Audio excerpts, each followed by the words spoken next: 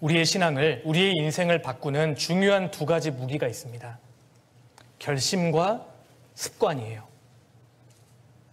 결심과 습관, 이 두 가지가 없이는 어느 누구도 신앙에서 승리할 수 없는 겁니다. 한 번에 뜨거워지는 것이 결코 중요한 게 아닙니다. 습관을 만들어야 합니다. 제가 잠깐 설명해 드릴게요. 신앙을 바꾸는, 인생을 바꾸는 첫 번째는 결심입니다. 내 마음이 확정되고 확정되었사오니 그 말씀대로 굳은 결심이 필요합니다. 신앙의 항목들을 내가 정말 해나가겠다라는 굳은 결심이 필요하고, 그런데 신앙은 결심만으로 되는 것은 아니죠. 결심한 대로 신앙의 항목들이 내 몸에 배도록 훈련해야 돼요. 반복해야 합니다. 차이는요, 횟수에 있습니다. 차이를 만들어내는 것은 횟수입니다. 다른 게 아니에요. 그래서 매일 그 말씀을 읽기로 결심했다면 그걸 꾸준히 반복하는 것이 필요합니다. 정도는 없어요. 그래서 너무 피곤해도 기도하고, 어려워도 말씀을 읽고, 갈등되어도 교제에 참석하고, 이러한 신앙의 항목을 내 몸에 배일 수 있도록 꾸준하게 반복하는 것이 필요합니다. 피겨스케이팅 금메달리스트인 김연아 선수의 훈련의 초점이 뭔지 아셔요? 점프 무한 반복입니다. 점프 무한 반복, 다른 거 없습니다. 계속 도는 거예요. 계속 뛰는 겁니다. 그래서 익숙해진 것이죠.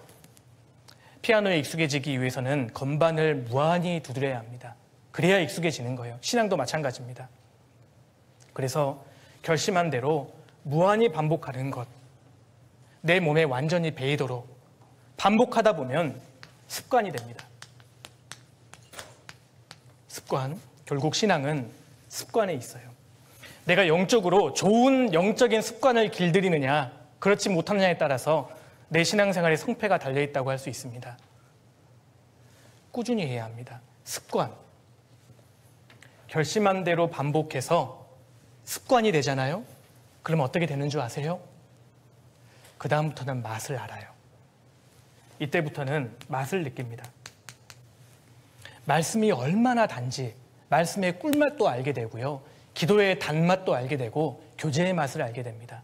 맛을 한번 알게 되잖아요. 그럼 주변 사람들이 하지 말라 그래도 하게 돼요. 그리고 습관이 되어서 맛을 알게 되면 그렇게 신앙생활 하는데 갈등이 들지 않습니다. 아마 오늘 교제 오시는데 갈등 많이 하신 분들 계셨을 거예요. 형제 자매님들 중에 오늘은 좀 가기 싫다, 오늘은 좀 쉬고 싶다, 놀고 싶다, 갈등하신 분들 계시죠? 아직 습관이 되어 있지 않기 때문입니다. 습관이 되도록 훈련할 필요가 있습니다. 예수님께서는 기도의 습관을 갖고 계셨습니다. 그래서 틈만 나면 한적한 곳에 가셔서 하나님께 기도를 드렸던 겁니다. 습관이 들어서 맛을 알면 이제 신앙이 어떻게 바뀌냐면 그 사람은 인생이 바뀝니다. 인생이 바뀌면 운명이 바뀌게 되고요, 운명이 바뀌면 영혼이 바뀌게 되는 겁니다. 하나님 앞에 영원한 상급과 영원한 영광이 주어지는 겁니다. 근데 그 시작은 결심부터 시작되는데, 결심한 대로 끊임없이 반복하는 것.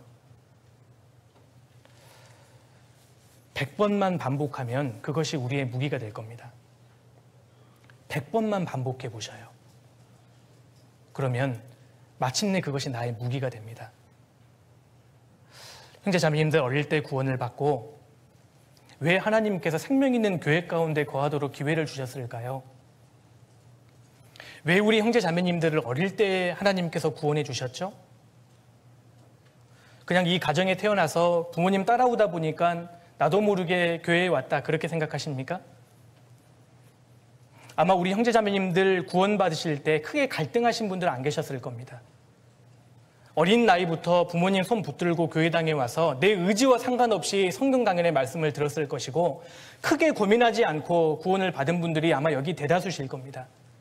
왜 하나님께서 내게 그런 기회를 주셨죠? 많고 많은 사람들 중에 왜 하필이면 나를 한국에 태어나게 하셔서 그 가정에 태어나게 해서 그 사람을 만나게 하셔서 나를 어린 나이에 구원해 주셨을까요? 이유는 간단합니다. 많이 쓰시려고, 크게 쓰시려고 우리를 어릴 때 구원해 주신 겁니다. 우리를 작게 쓰시려고 했다면 40대, 50대의 아줌마, 아저씨 되었을 때 구원해 주셔도 됐잖아요. 그런데 왜 이렇게 어린 나이에 하나님이 나를 구원해 주셨습니까?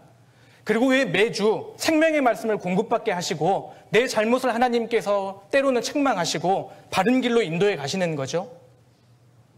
크게 사용하시려고요. 여기 계신 형제 자매님들을 향한 하나님의 계획은 우리가 가늠하지 못합니다. 마지막 시대에 얼마나 귀하게 사용하시려고 우리를 어릴 때부터 구원해 주시고 매주 하나님의 말씀으로 교훈해 주시겠어요? 형제 자매님들께서 그것을 알아야 합니다.